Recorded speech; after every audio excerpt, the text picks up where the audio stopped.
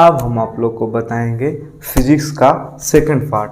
उसमें आप लोग को बताएंगे कि ये अवतल दर्पण में गोलीय दर्पण में वक्रता त्रिज्या और फोकस दूरी के बीच क्या संबंध होता है।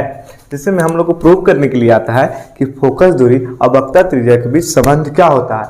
तो फोकस दूरी जो होती है वक्रता त्रिज्या की आधी होती है, यानी एक F इक्वल टू R/2 होता है। तो ये साबित करने के आता है गोलीय दर्पण में। तो हम चलिए आप लोग को आज साबित करके बताते हैं एकदम आसानी तरीका से, एकदम आसान, सबको समझ में आ जाएगा और आराम से एकदम समझ में एकदम पार्ट बाय पार्ट बताएंगे। देखिए सबसे पहले क्या होगा कि सबसे पहले A1 एक अवतल दर्पण लेना होगा। उसमें अवतल दर्पण में हम आप लोग को बताए हैं कि मुख्य अक्ष के समांतर कोई प्रकाश आएगी तो दर्पण से परिवर्तन के बाद फोकस से होकर गुजर जाएगी।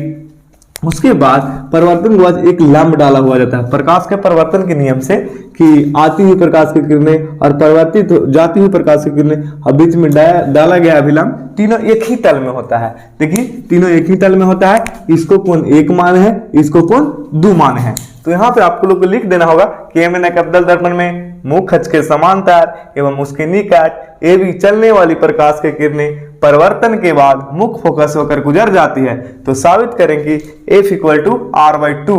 और देखिए हम लोग जानते हैं कि P से F के बीच की दूरी को F बोलते हैं, यानी फोकस दूरी है, और P से C के बीच की दूरी को R बोलते हैं। P से C के बीच की दूरी को R बोलते हैं। तब यहां से हम लोग बनाना शुरू करेंगे, परमाण लिखेंगे, परमाण, और परमाण लिखने के बाद चलेंगे लिखेंगे यहाँ पे कोण 1 बराबर कोण 2, कोण 1 बराबर कोण 2। कोई चीज से इक्वेशन फर्स्ट, क्या चीज से हुआ है कोण 1 बराबर कोण 2? तो आपतन कोण परिवर्तन कोण के बराबर होता है, यानी आपतन कोण यानी प्रकाश के परिवर्तन के नियम से, प्रकाश के परिवर्तन के नियम से, परिवर्तन के नियम से इक्वेशन फर्स्ट ही हो गया। अब देखिए एक ऐसे 1 बराबर 2 हो गया, एक ऐसे एक समांतर रेखी, एक ऐसे समांतर रेखा, कोई उसको आकर ऐसे एक रेखा काट देगी तो जितना कोण E होगा उतना कोण A होगा। तो कोण 1 बराबर कोण 3 होगा, क्योंकि एक ये रेखा जो है इसको बढ़ा देंगे तो दो समांतर रेखा को काट देगी, ऐसे काट देगी तो कोण 1 जितना होगा उतना कोण 3 होगा। देखिए कोण 1 बराबर कोण 3 इक्वेशन सेकेंड। अंतर एकांतर कोण से, अंदर वाला होता है एकांतर कोण से, एकांतर कोण से, एकांतर कोण से। अब देखिए क्या करना है, देखिए इक्वेशन फर्स्ट और सेकंड को तुलना कर देंगे। इक्वेशन फर्स्ट एंड सेकंड को तुलना करने पर, तुलना करेंगे तो क्या होगा, इधर भी एक कैंसिल हो जाएगा, बचेगा कोण 2 इक्वल टू कोण 3, इक्वेशन थर्ड इसको मान लेंगे। अब देखिए कोण 2 बराबर कोण 3 आ गया, कोण 2 बराबर कोण 3 आ गया। तो देखिए ऐसे एक त्रिभुज बना है, ऐसे एक त्रिभुज बना है, ऐसे। तो जो हुआ कोण 2 इसके बराबर कोण E आ गया, कोण 2 बराबर कोण 3 आ गया है इक्वेशन थर्ड में। तो जब भी हम लोग को पता है कि त्रिभुज के दो कोण बराबर हो जाती है तो उसकी दो भुजाएं भी बराबर हो जाती है। जैसे इसके सामने वाली ये भुजा और इसके सामने वाली ये भुजा बराबर हो जाती है, तो हम यहां पर लिख सकते हैं CF और BF, CF बराबर BF, क्योंकि त्रिभुज BCF में क्या हो जाएगा कि CF इक्वल टू VF हो जाएगा इक्वेशन 4। कहां से, यहां से जब त्रिभुज के दो भुजें बराबर हो जाती है तो उसकी भुजाएं भी बराबर हो जाती है। यहां पे लिख सकते हैं त्रिभुज के दो कोण बराबर होने से उसकी भुजाएं भी बराबर हो जाती है, उसकी भुजाएं भी बराबर हो जाती है। तो यहां पे भुजा बराबर हो गया, इसके बराबर ये आ गया। अब देखिए हम यहां पर आप लोग को लिखाए हैं कि ये भी चलने वाली उसके समांतर एवं निकट, उसको जो अगर निकट लाकर चलाएंगे, इसको एकदम निकट लाकर चलाएंगे तो जितना BF होगा उतना PF होगा, जितना E होगा उतना E होगा, क्योंकि एकदम निकट लाकर चलाएंगे। ऐसे ले जा रहे हैं तो उसको एकदम निकट लाकर ऐसे चलाएंगे तो जितना PF होगा उतना BF होगा। तो लिखेंगे AB मुख्य अक्ष के मुख अक्ष के निकट है, मुख अक्ष के निकट है, निकट है तो क्या हो जाएगा, बी एफ बराबर पी एफ हो जाएगा, बी एफ बराबर पी एफ।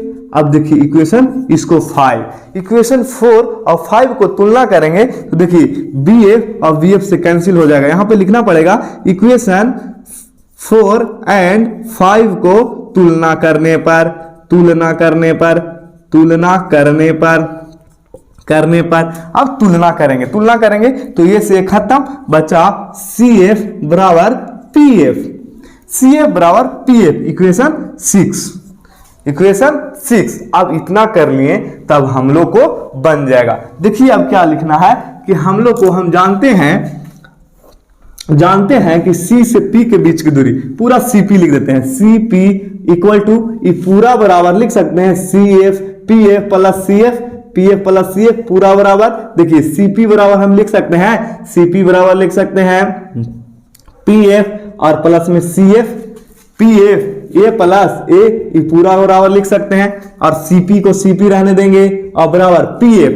देखिए PF बराबर CF है, CF बराबर PF है, तो CF की जगह PF लिख सकते हैं, PF के PF प्लस यदि हम CF की जगह PF लिख सकते हैं इक्वेशन 6 से, इक्वेशन 6 से। देखिए यहां पे दिया हुआ है CF बराबर PF, तो CF की जगह PF लिख सकते हैं इसीलिए। और देखिए CP के CP लिख दिए और बराबर PF एगो 2PF हो जाएगा, 2PF हो जाएगा। देखिए C और C से P के बीच की दूरी को हम लोग R बोलते हैं, चलिए इसको R लिख देते हैं। और देखिए 2 का 2 और P से F के बीच की दूरी को F बोलते हैं। अब देखिए ये जो F के साथ 2 है वो R के साथ आएगा तो नीचे आ जाएगा, R बाई 2 बराबर F, इसीलिए हम इसको लिख सकते हैं F बराबर R बटा 2। प्रूव हो गया, यही तो प्रूव करना था हम लोग को। अब देखिए एक बार हम आप लोग को संक्षेप में बता देते हैं, कोण 1 बराबर कोण 2 प्रकाश के परिवर्तन के नियम से, वैसे कोण 1 बराबर कोण 3, देखिए ये बराबर ये हो जाएगा एकांतर कोण से, और दोनों को तुलना करेंगे तो 1 से 1 कैंसिल हो जाएगा और कोण 2 बराबर कोण 3 आएगा। अब ये त्रिभुज बन जाएगा, ये त्रिभुज बनने से क्या होगा, A बराबर A आ गया, कोण 2 बराबर कोण 3 आ गया।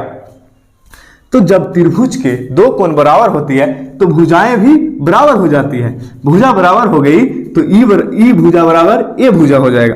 देखिए CF बराबर BF लिखे हैं। अब ये भी मुख है, जो ई जो है एकदम निकट चल रही है, निकट, तो जितना ई होगा उतना ए भी होगा, इसीलिए CF बराबर PF। अब हम लोग लिख सकते हैं CP बराबर PF प्लस CF। अब देखिए CP का CP PF, CF से PF लिख सकते हैं, CP का CP PF और PF 2PF, R बराबर 2F हो जाएगा, क्योंकि PF P से F के बीच की दूरी को F बोलते हैं और C से P के बीच की दूरी को R बोलते हैं।